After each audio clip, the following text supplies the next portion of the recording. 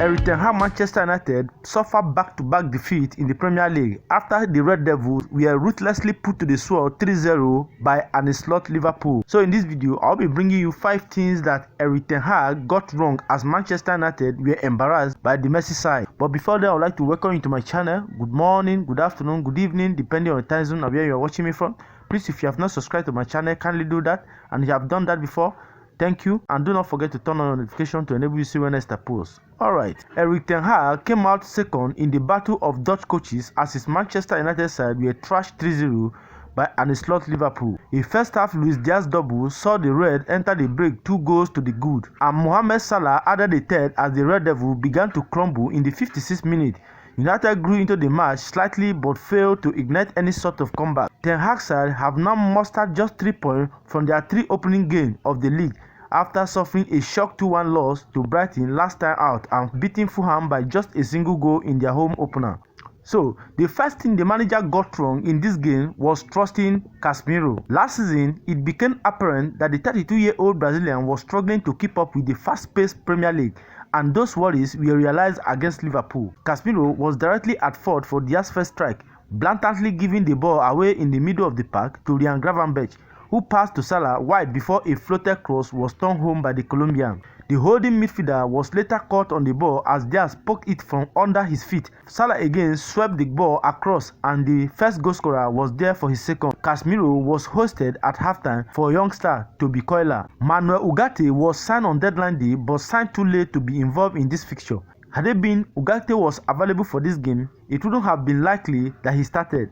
However, Ten Hag could have chosen to switch things up and perhaps utilize Kobe Mino in the position instead of letting the Brazilian be exposed. This ultimately cost them the match, as it was unlikely they do recover in any way from this first half battering with the shape their strike force is in. And number 2 of the things the manager got wrong was starting Marcus Rashford. As much as Marcus Rashford remained a pivotal player for United, continuing to start him just isn't working, and it may be time to consider taking him out of the first 11. He mustered just 4 touches in the red balls and failed to register a single shot. While most of his teammates disappointed, Rashford stood out as lacking attacking intent. With Jadon Sancho having departed for Chelsea, Rashford is certain to be one of the leading names out wide at Old Trafford this season, but the time may have come for him to be temporarily dropped and a message sent. Number 3 of the things Erik Ten HAG got wrong was dropping the young Diallo on the bench. Diallo was introduced in the 69th minute, and unlike that of the wingers who started to slow, Diallo looked lively and pestered the left side of Liverpool defense. He notched the leveler in the 2-1 loss to Brighton while looking bright and scored that infamous late winner in the FA Cup against this opposition last season, a competition they went on to win. While Ten Hag seemingly believed that Rashford and Alejandro Garnacho would cause the red issue, it could be said that he do have been better off starting Diallo. Number 4. Casemiro aside, United midfield was bypassed far too easily. Talent Mino has shown how classy he can be, but he was disappointing when he countered and had a relatively poor game.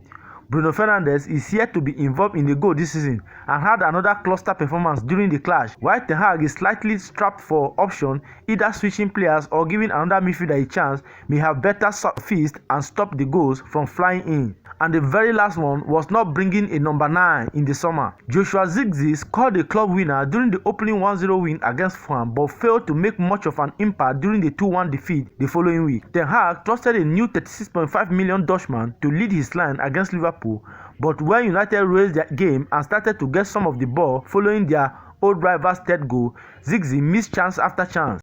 When it was announced that Rasmus Højlund would miss a large chunk of this season, there should probably have been some urgency with the club to get an out-and-out striker through the door, as their new Dutch recruit isn't exactly that type of player and can also be utilized out wide. If they had a goal-hungry striker up front against slot side, though they might have at least notched a goal and not been so severely embarrassed. So guys, this is all about the news.